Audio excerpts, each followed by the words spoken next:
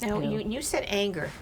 It's an emotion that you can use, but people will use that in the wrong way. Absolutely, because we are not trained in how to use our emotions in a positive way. No. So you help to teach them how to turn that into something positive? Yes. Okay. And and it's the same like with fear. The biggest fear we have today is fear. It's like people are so, it's like the big bugaboo in every self-help book you see. You can't be afraid, and it's like, well, I don't know, if you suppress your fear, then you lose that whole piece of intelligence that your body was trying to inform you of. Like maybe you really weren't safe. Maybe there was something that you needed to pay attention to keep yourself safe.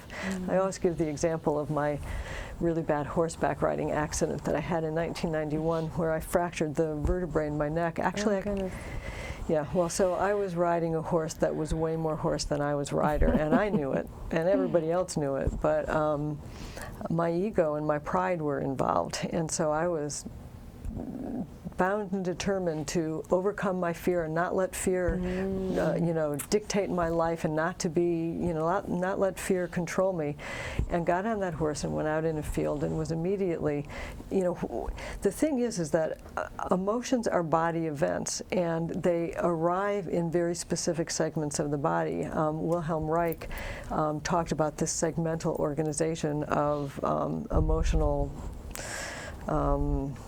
generation, and if you close down the area that's producing that emotion, you close down all the rest of that information coming in that area as well. And so when I close down to my fear, I close down to all of the information about my safety, and I'm out there on this horse without a clue to the fact that I was not safe. And he, of course, tossed me, and I had a very bad concussion and fractured my neck, and would black out whenever I was afraid after that. Like I'd be driving across the Q Bridge and everything would go black. I'd be like, listen, try and stay on the road and whatever. But the point being that fear was really important, and if I had listened to it, I still wouldn't have let it run my life, but I would have decided I'm not safe. Let me get someone to help me. Let me get a trainer to go out in the field with me. I'm not going to keep it. I'm not going to let it keep me from riding this horse. I'm going to allow it for me to do it safely. Make a safe decision on it. Did you, or do you think it would have been a good idea to try to bond with the horse before you went out to try to see? Sometimes he might have told you, I don't think you should ride me, lady, but not like that. You know what I'm saying? I'm being funny, but. Well, here's the amazing thing about it. I was unable to see or to move for about 10 minutes. Is when I reconstructed, I think it was about 10 minutes. I could hear, but I couldn't see or move. During that 10-minute time, I was thinking about my kids down in the riding stable having their lessons and how I was going to get them home. I was thinking about this horse. This horse was an Olympic horse. It belonged to Lynn Little, and she had sent it up to me to do muscle therapy with. And I was thinking the horse is galloping back to Florida, and I'm going to have this $40,000 horse on my head or whatever. And every I'm never going to walk again. My kids are going to be raised without, like all of these thoughts are going in. And when I came to, that horse was as close to me as a horse could get when my vision started coming back. He let me drag myself up his leg and throw myself over the saddle, and he walked me back down to the barn like I was a treasure. And when I was clearing all of the residue of emotion from my body to heal from this, the last piece that I had to clear was the horse's concern when the whole thing happened, and his emotion around it. That's amazing. It was an amazing experience. It took me 6 years to clear it all. And he might have been part of what you were feeling when you was saying you really shouldn't do this. It might have been him sending you a message. You don't know. That's interesting. It's very interesting that he would do that and then still be so concerned for what happened. He obviously and clearly was.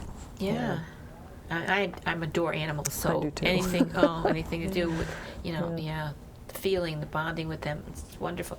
That's a great story. I like that story. I thought you were going to go in a different direction with fear, because I had to laugh this week with the weather. They're getting us ready for the cold weather that's coming. It's 50 degrees. I know. like all of the hype and the fear about the cold. what are they doing to us? And so there are a handful of emotions that are really useful to use to manipulate people, and the two biggest ones are fear and greed. And if you look at all the kind of political discussion that goes on, that's what it's going to. It's going to people's fear, and it's going to their greed, and working them. You're right. Yeah. Exactly right. So many examples of that we won't even go into, but that's Yeah, so better. true. Yeah, and Yeah. people, they don't see that, but could just be more aware. Yes, I think we had another part to a question too, that even negative emotions have value. That was the fear, considered negative.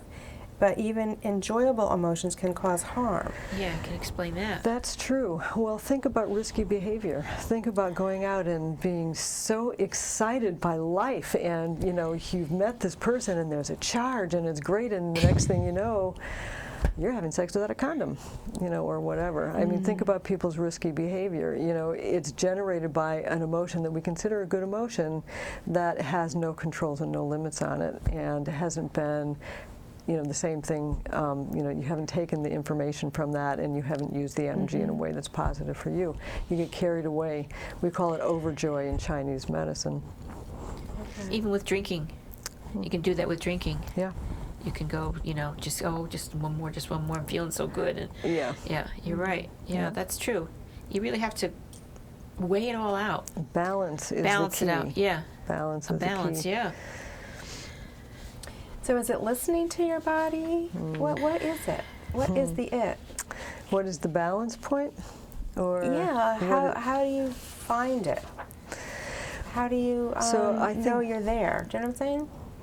I don't know, but I'll just start talking, and you can decide whether I'm approaching it or not. But so body awareness is the key, and our breath is the way that we connect our mind to our body. And if even in those moments of oh, this is great, I'm going for it, if we take a few minutes to breathe and connect our mind to our body, all these informations that we're suppressing because this feels so good has an opportunity to come to the forefront, and we can listen to it. And so it's bearing witness to the emotion and allowing ourselves to be in our body and our mind together. Our body and our mind are meant to work together. Our heart and emotions are supposed to work with our mind and our brain. We frequently disconnect them. Yeah, it's true. And we live in a fast world, so we don't stop to think and feel. We don't. And we always have things in our ears. We always listen to people, not me, but people listening to things in their ears all the time. Or they're on that, the phones that have all these things and texting and all these information. There's just too much. Yeah, we've had people in the car, and you could be driving by Niagara Falls and say, "Oh, look, there's the fall." Yeah. It's like, yeah. What did I see today on Facebook? What did somebody he was doing the thing on the on that. What are that? I guess it's your cell phone, is it? That does all these things. I have a very simple one. Yeah. Yeah. Okay. She said, "Would you hold that phone up under my forehead so I'll think that you're talking to me? At least you're paying attention to me." Because you see that. You go to dinner. I went to the ladies' room. There was a family of 4, mother, father, 2 children.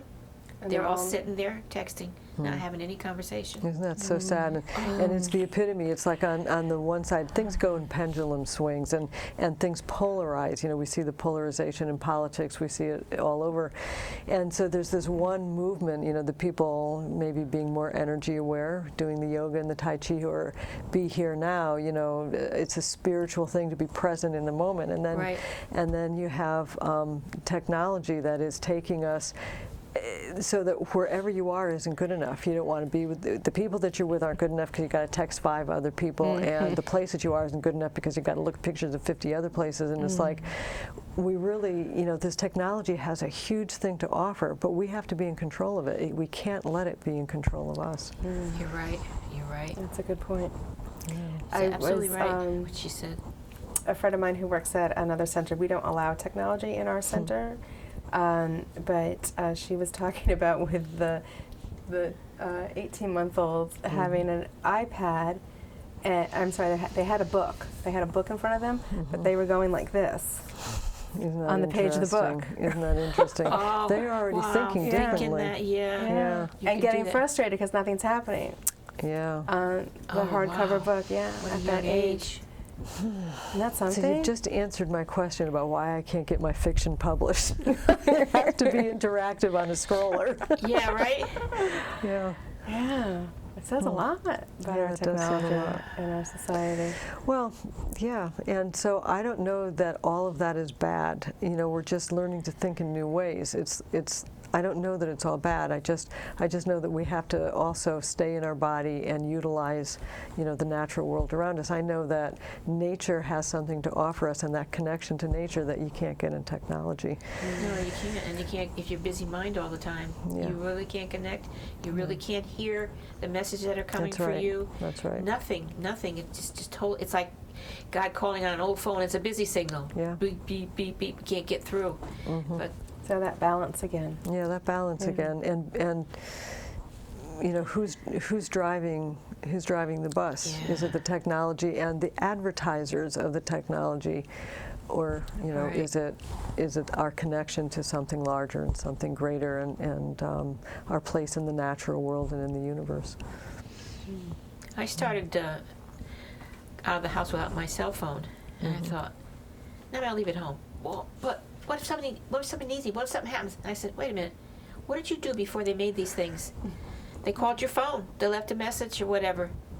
Leave the cell phone home, and I'm doing that now. It I'm can going wait. out a lot without the phone. It can Leave wait, it there. yeah. Yeah, it can wait. And it's a freedom, kind of. I don't have to think about that thing. Grab it out of my purse, especially when it rings when you're just checking out. And you got to answer it, and the poor girl's trying to, you know.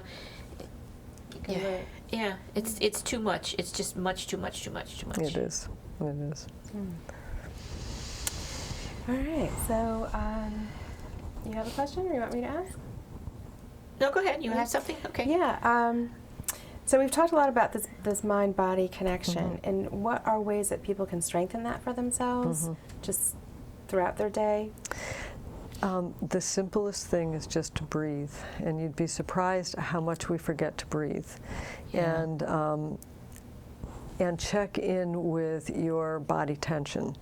How much tension you're carrying in different parts of your body will give you clues to where you're repressing or suppressing emotional information, which gets back to the idea of segmental arrangement of this emotional content. You know, so I used to put little notes around, you know, where are your shoulders now, you know, breathe, and I have them up on different places, especially in my treatment room, so that, you know, as I would get nervous that I wasn't doing a good job, I could look and it would say, breathe. Oh, okay, that's right, breathe. You know, That's a good idea. you know, and just remind myself throughout the day. I can be as unconscious as anybody can be, and you know, I have to continually every day just stop and say, okay, am I in my body, am I out of my body, have I let this concern throw me out of balance or not? And so it's about center, it's about ground, it's about boundaries, and it's about presence. And those four principles, if you continually remind yourself, what am I transmitting right now? You know, what is my presence in the world right now? How grounded am I? How much am I coming from my center and my core? Meaning, how authentic am I being? Or how much am I listening to this voice or listening to that voice or acting because this is driving me? How much am I being driven and how much am I sitting in my core? And so reminding yourself continually through the day to check on those four elements is really the basis of all of it. That's true. And you wonder why at the end of the day your neck is hurting and Yeah. stiff and your shoulders hurt and all that. Yeah. Now our viewers will know why that's happening, because it's happened to me a lot. I didn't think about that. Check your shoulders. I'm always like this. You know, Oh yeah, if you're on the computer a Breathe. lot all day, Yeah. you're in that posture also. even if you're watching television and there's some tension on the television, you start tensing up with them. You know, I hope they make it or whatever. You know, all that. That's a good idea, putting those notes around. It did help me. I don't use them anymore. Maybe I still should, but now I have people around me who say, "Hey, get back in your body." That's good. That's good.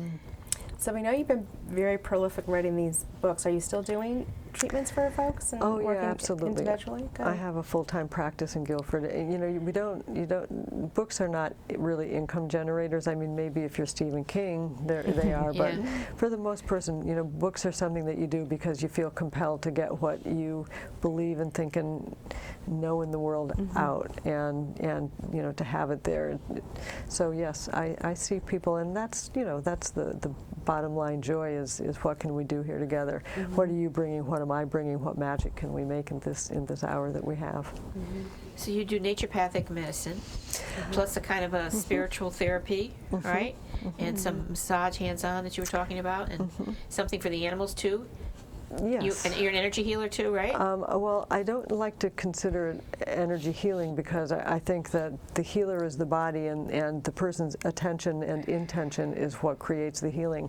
I definitely work with energy to help the person balance and to help them feel in their body where things have gone awry, and then be their support person, bear witness to their journey through that discomfort and through the healing of it. So the people are doing the healing. I'm just there to you know, point out what's happening as we travel the road.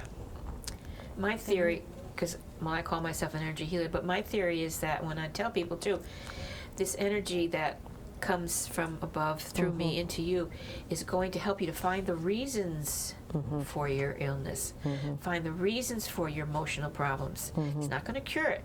You're right. That's You right. cure it. Yeah. But this will help you to do it. Yeah. And it's helped. That's how it works.